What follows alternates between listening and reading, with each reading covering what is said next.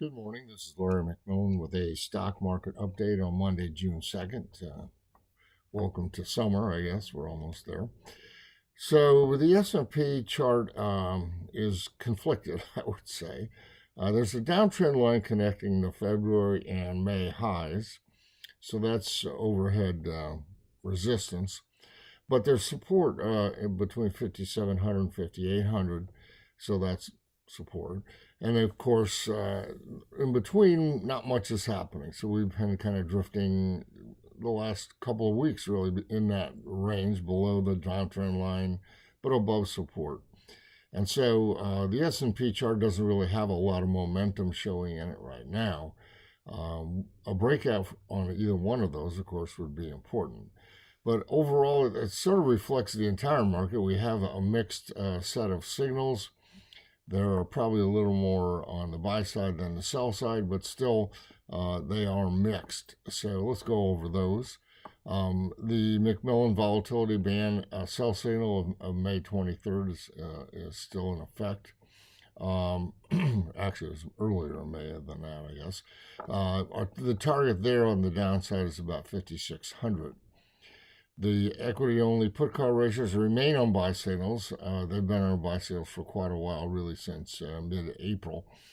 So those buy signals are getting a little bit, I might say, stale. We moved into overbought territory in that regard, but they're still not on sell signals.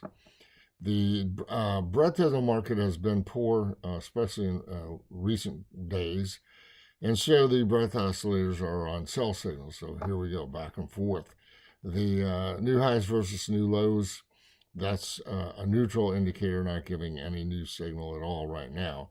Now, we do have a couple of longer-term buy signals. One was from cumulative volume breadth, which I believe we talked about last week, and the other was from the difference between implied and historic volatility, which was actually about 3 weeks ago.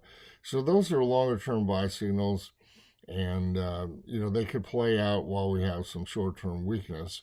But we're trading all of these signals essentially with trying to use options appropriate for the time frame of the signal.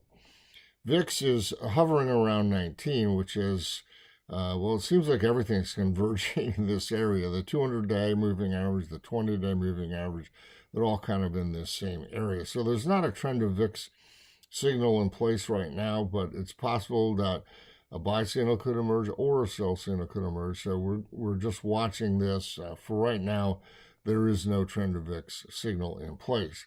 There is, however, a VIX spike peak buy signal in place after VIX spiked up to over 25 on May 23rd and then spiked back down again. That's a buy signal for the broad market.